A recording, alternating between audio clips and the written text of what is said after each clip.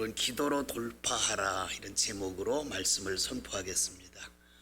지난달 29일 제주항공기 사고가 일어난 직후에 방송사에서는 앞다투어서 항공 전문가들을 초청해서 뉴스를 보도하면서 이 항공기 사고가 과연 기장이 매뉴얼대로 잘했는데 이런 사고가 났느냐, 여기에 초점을 맞춰서 보도하느라고 애쓰는 모습을 보았어요. 관제탑 관계자는 이런 말을 했습니다. 기장이 항공기 결함으로서 생명의 위험을 받고 더 이상 이제 비행할 수 없어서 동체 착륙을 시도할 테니 허락해달라. 그래서 관제탑에서는 허락을 한 이후에 이제 국제 위험 신호인 메이데이를 3번씩 외쳐서 이제 긴급 상황임을 알려왔다.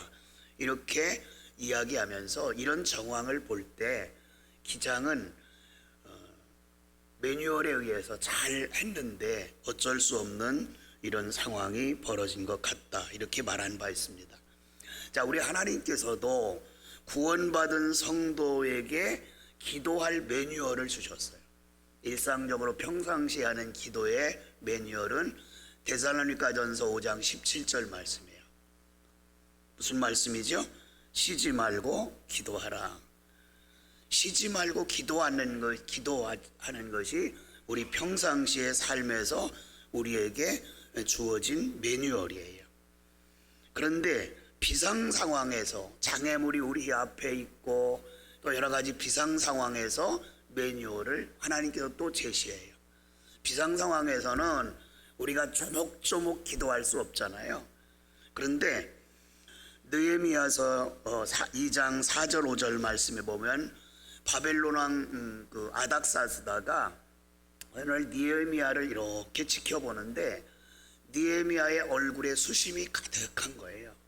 평상시에 느헤미야가 정말 열심히 이제 헌신하는 이런 사람이기 때문에 아닥사스다 왕도 그를 주목해서 보았던 거예요. 근데 얼굴에 수심이 가득하니까 느헤미야를 불렀어요. 그리고 이렇게 말하는 거예요. 어디 아프냐? 왜 얼굴에 수심이 가득해? 그랬더니 이 느헤미야 선지자가 그게 아닙니다. 제가 방금 들었는데 나의 조상들이 묘역이 있고 하나님 앞에 예배드리는 성전이 있는 예루살렘 성문이 불타고 무너졌다는 소식을 듣고 제가 너무너무 마음이 아파서 그렇습니다. 그랬더니 이 아닥사스다 왕이 이렇게 얘기하는 거예요. 그래? 그러면 내가 원하는 것이 무엇이냐? 이렇게 물을 때 느헤미야 선지자가 비상 기도 매뉴얼을 발동해요. 이것이 느헤미야 2장 4절 5절 말씀에 있는데 그 비상 기도 모임에는 매뉴얼은 뭐냐면 이런 상황에서 지금 왕이 물었잖아요. 내가 원하는 게 그럼 뭐냐? 그러면 잠시만요. 제가 기도해 보고요. 이러고서 전능하신 아버지 이렇게 조목조목 기도할 수 없잖아요. 그때 느헤미야 선지자가 비상 기도 매뉴얼을 발동했어요. 이것을 우리 신앙계에서는 신학적인 개념은 아니에요. 총알기도, 번개기도, 화살기도 뭐 이런 말을 많이 써요. 근데 느헤미야 선지자가 그 상황에서 어떻게 기도했는지 우리 말씀을 한번 보겠어요. 느헤미야서 2장 4절 말씀 5절 말씀 제가 봉독할게요. 왕이 내게 이르되 그러면 내가 무엇을 원하느냐 하시기로 내가 곧 하늘의 하나님께 뭐 했어요? 묵도하고 잠시 묵도했어요. 그리고 나서 자기 입에서 나오는 말을 왕에게 선포한 거예요. 그게 뭐냐면 이제는 왕에게 이런 사실을 이야기하니까 왕이 그럼 가면 되잖아. 그래서 느헤미야 선지자가 유대 땅으로 가게 됐다 하는 것이 오늘 본문의 말씀 가운데 그런 비상 기도 매뉴얼이에요. 그런데 자, 여러분이 생각할 때 정말 내가 힘들고 어려운데 급한 일이 생겼어요. 그 조목조목 기도할 수 없을 때 비상 기도 매뉴얼을 작동해야 된다 그랬잖아요.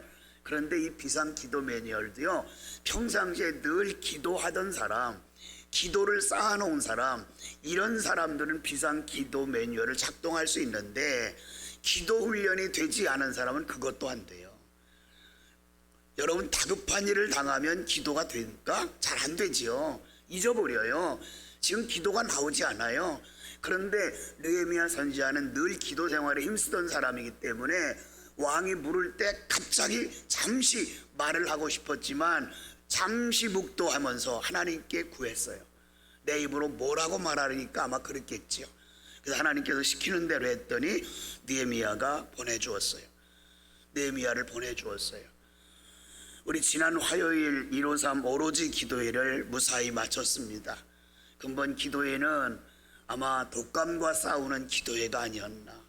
기도하는 분들이 왜 그렇게 이번에는 독감 때문에 고생을 하는지 제가 잠시 제 이제 준비 기도를 한 것을 생각하면서 저는 독감 때문에 기도가 어려움 당하지 않게 해달라는 기도는 한마디도 안 했어요. 진짜로. 저는 뭐만 기도했냐?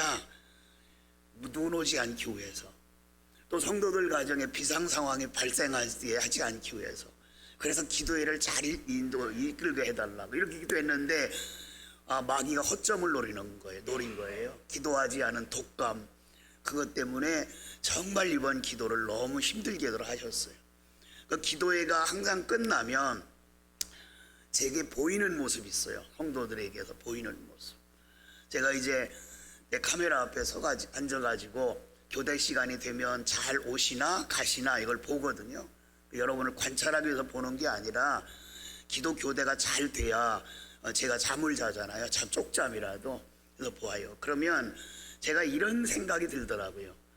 정말 153 기도회를 선포하면 믿음으로 동참하는 사람이 있어요. 두 번째 부류는 책임감으로 동참하는 사람이 있어요. 그런데 세 번째는요, 어쩔 수 없어서 하는 분이 있어요.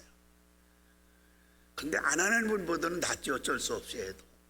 그러나 우리가 하나님 앞에 그 기도한 것이 정말로 보장받고 응답받기 위해서는 진실한 기도를 해야 돼요. 사모하는 기도를 해야 돼요. 이렇게 기도한 분이 대부분이라고 저는 생각합니다. 어떻게 기도했든지 우리가 153 기도회를 통해서 기도한 모든 것은 지금 하늘 기도 창고에 쌓였을 거예요. 여러분과 제가 필요할 때마다 하나님께서는 수시로 기도 응답과 축복을 주실 줄로 믿습니다. 오늘 우리가 읽은 본문 말씀은 예수님이 이 땅에 33년을 사셨죠. 30년은 육신의 아버지 어머니와 더불어서 살아갔고 3년은 집을 떠나서 오직 천국 복음만을 위해서 살아서 그 생애를 공생애라 그런 말이에요. 그런데 이 33년 사는 동안에 예수님이 제자들과 더불어서 한 마지막 기도가 오늘 본문 말씀이에요. 이제는 십자가에 돌아가실 날이 가까운 것을 알고 제자들을 모아놓고 최후의 만찬을 하시지요. 최후의 만찬이 끝나자마자 예수님께서 가신 곳이 감람나무가 많이 심겨졌다 해서 누가는 감람산 이렇게 표현했고요. 마태와 마가는 여기를 겟세마네 동산 이렇게 마태와 마가는 표현하고 기록했어요. 자, 예수님의 마지막 기도는 십자가에 못 박혀 돌아가시기 전에 이런 아픈 상황에서, 두려운 상황에서 드린 기도예요. 우리가 잘 알고 있듯이 예수님은 하나님의 성품도 가지셔서 신성, 우리와 다른 것은 하나님의 성품을 예수님이 가지셨어요. 그 다음에 예수님이 가진 또 하나의 성품은 우리와 똑같은 인성을 가지셨어요. 지금 십자가를 져야 하는 것은, 죽어야 되는 것은 예수님에게도 두려움인 거예요. 저와 여러분에게도 그런 상황은 두렵잖아요. 근데 예수님도 너무나도 두려운 거예요. 그래서 이 큰 문제, 죽음의 문제를 돌파하기 위해서 예수님은 겟세마네, 즉 감람산에 가서 기도를 하고 있는 거죠. 예수님의 기도는 가장 모범적인 기도이고 우리가 본받을 기도의 모델이에요. 그래서 오늘은 본문을 통해서 우리가 어떻게 기도 생활을 해야 될 것인가 하는 것을 살펴보도록 하겠습니다. 첫째, 예수님의 기도는 성실한 기도였어요. 예수님의 기도가 성실한 기도였다는 두 가지 증거가 본문에 있어요. 하나는 습관을 따라 기도하셨다. 여러분, 습관이라고 하는 것은 반복된 행동이 계속될 때 습관이 정립되는 거죠. 근데 예수님이 습관을 따라 기도하셨다는 말은 평상시에 늘 기도했다는 거예요. 그리고 습관이라고 하는 것은 늘 그 장소에 가서 그 시간에 기도했다는 개념도 있는 거예요. 그래서 예수님은 시간을 내서 겟세마네 동산에 올라가서 수시로 기도하셨어요. 이거 습관이 된 거예요. 그래서 죽음이라는 막막함이 자신에게 왔을 때 이 고민을 안고 겟세마네 동산으로 가셨던 거죠. 습관이 됐기 때문에 거기 간 거예요. 자, 우리들이 막 힘들고 어려울 때 늘 기도 생활이 습관된 사람은 예배당을 찾아요. 누가 하지 말라고 해도 해요. 왜냐하면 습관이 그렇게 됐기 때문에, 내가 모든 문제를 기도하는 데서 해결받았기 때문에 기도하기 위해 예배당에 오는 거예요. 자, 예수님의 기도가 성실한 기도였다는 또 하나의 증거는 무릎 꿇고 기도했다. 41절에 그들을 따라 돌 던질 만큼 가서 무릎 꿇고 기도했다. 여러분, 기도는 상황에 따라서 어떤 태도를 해서 돼요. 잠을 자다가 무엇이 생각났으면 잠자다가 기도해도 돼요. 저는 정말 많이 하는 기도 가운데 하나가 잠자다 해요. 잠자다가 무엇이 딱 하면 떠오르든지 그러면 뭐 일어나서 기도할 수 없잖아요. 그러니까 잠자다가 잠시 묵상하며 기도해요. 그럴 수 있어요. 길을 가고 있는데 기도할 것이 생각나요? 그러면 눈을 뜨고 가면서 기도할 수 있어요. 또 어떤 상황이 여의치 않으면 서서도 기도할 수 있어요. 어떤 상황에도 기도할 수 있어요. 그런데 성경에서 볼 때 가장 진실하고 성실한 기도는 무릎 꿇고 엎드려서 기도하는 거다. 그 예수님은 바로 그런 성실한 기도를 주님께 보였어요. 하나님께서는 성실한 사람의 기도를 좋아하세요. 새벽 기도도 성실하고, 또 우리 중보기도회도 성실하게 하고, 예배 생활도 성실하게 하는 거예요. 여러분, 우리가 주일 성수 이 말을 자주 해요. 내 주일 성수한다. 이 주일 성수라는 게 뭐예요? 주일 낮 예배 11시 예배만 참석하는 게 주일 성수인가요? 온전한 주일 성수는 주일 새벽부터 저녁 예배까지 이것을 잘 풀코스로 정성을 다하여 지켜야 이것이 온전한 주일 성수예요. 이게 성실한 거예요. 하나님께서 보시는 것은 우리의 성실을 보세요. 우리가 다른 사람을 위해서 기도하죠. 근데 결국 기도를 종합해서 보면 나를 위해서 하는 거예요. 예를 들어 이런 거예요. 저는 제 기도 가운데 우리 자녀들을 위한 기도는 정말 조금이에요. 너무 조금이에요. 왜냐하면 성도들의 가정을 조목조목 아이들까지 기도하다 보면 우리 자녀들을 위해서 기도할 시간이 별로 없어요. 근데 결과를 놓고 보면 우리 자녀들도 잘 돼요. 왜? 내가 남의 자녀를 위해서 중보하며 기도했는데 내 자녀를 위한 기도가 적었을지라도 하나님은 이미 알고 계시기 때문에 내 자녀에게도 복을 주시는 거예요. 내가 몸이 아픈 이웃이 너무 안타까워서 그 사람의 건강을 위해서 기도했는데 내 건강이 회복되는 거예요.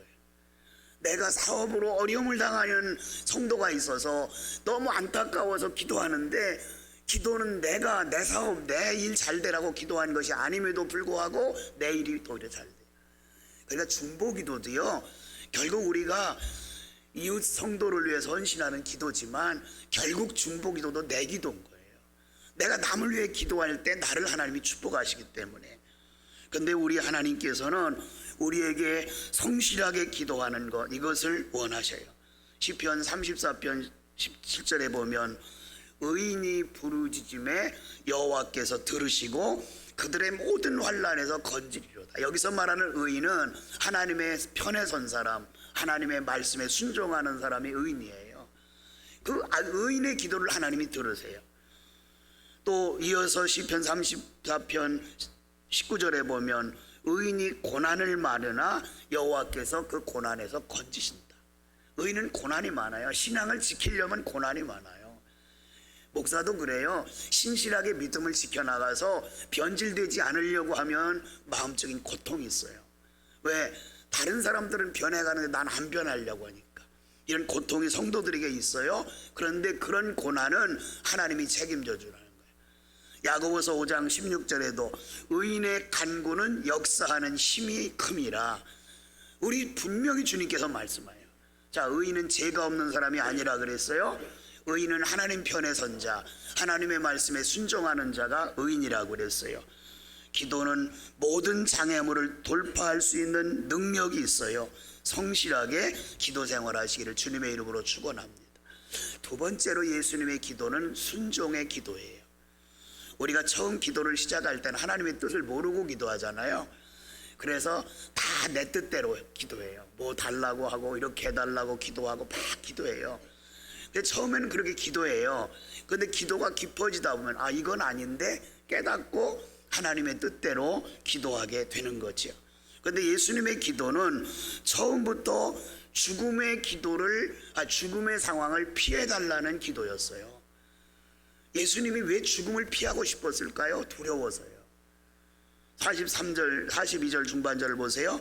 이르시되 아버지여 만일 아버지의 뜻이것은 이 잔을 옮기시옵소서.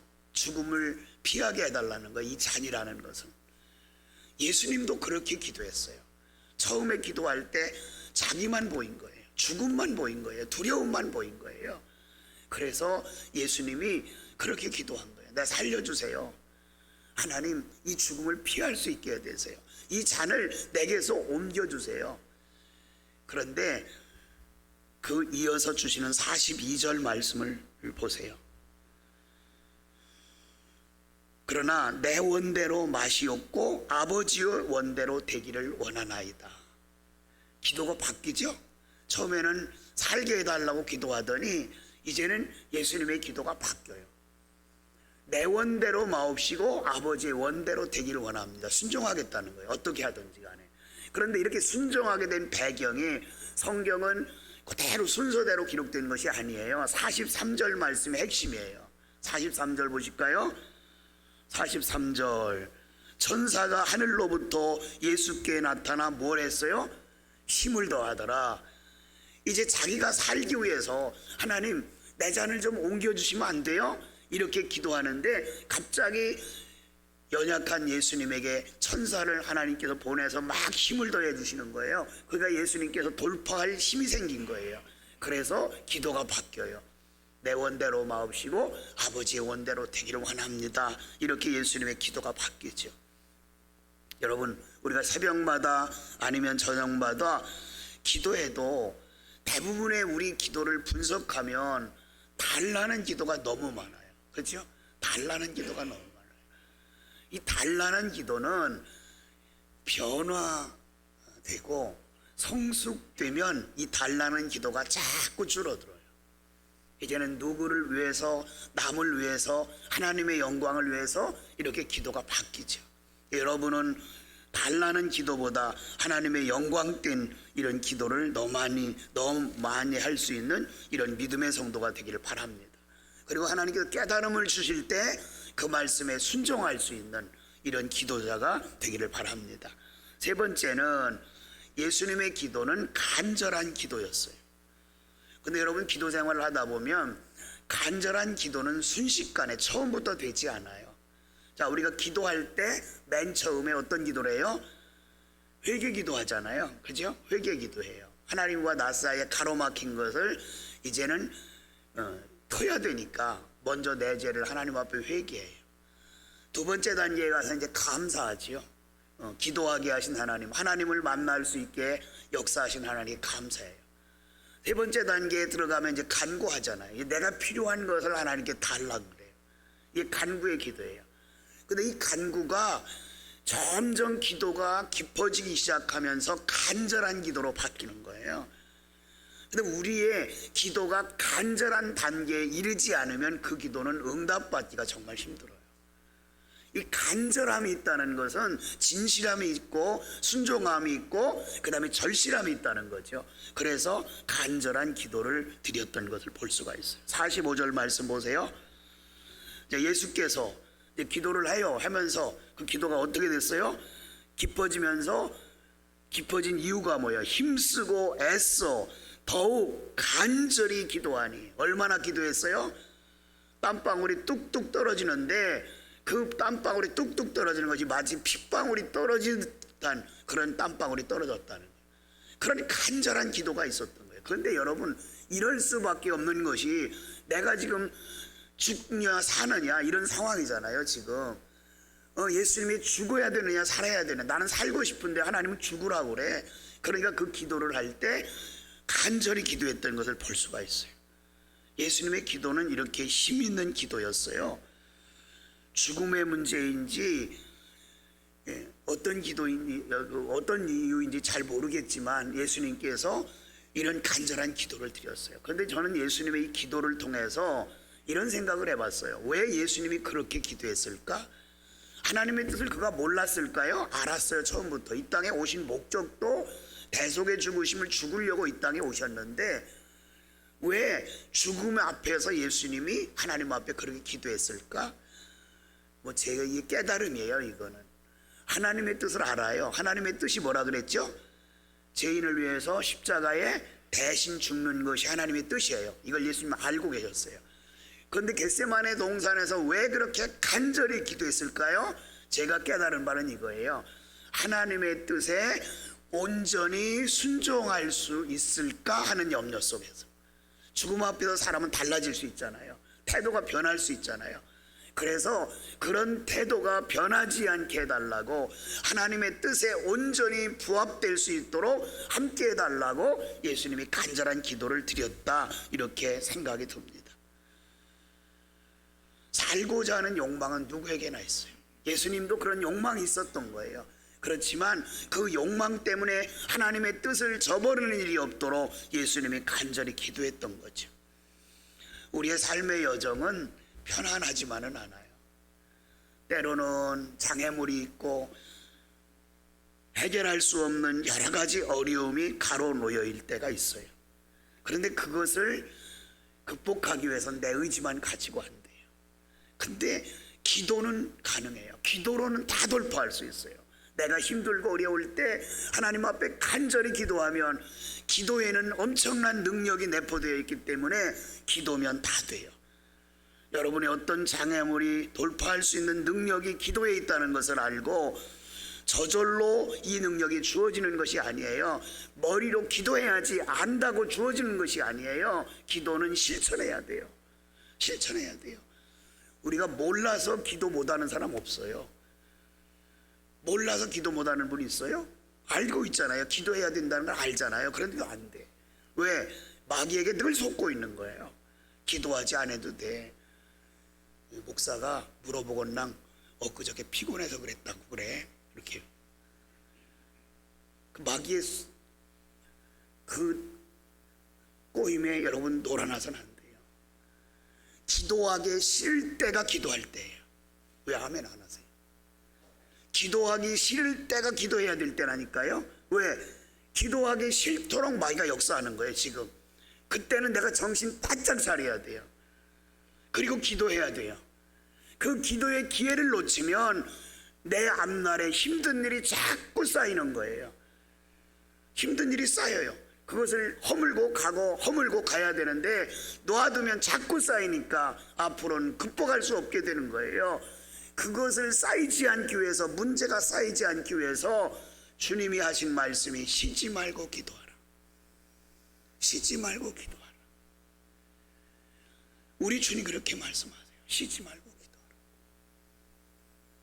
여러분과 저의 여러 가지 어려운 문제가 기도로 돌파되는 이런 축복의 주인공들이 되기를 주님의 이름으로 축원합니다.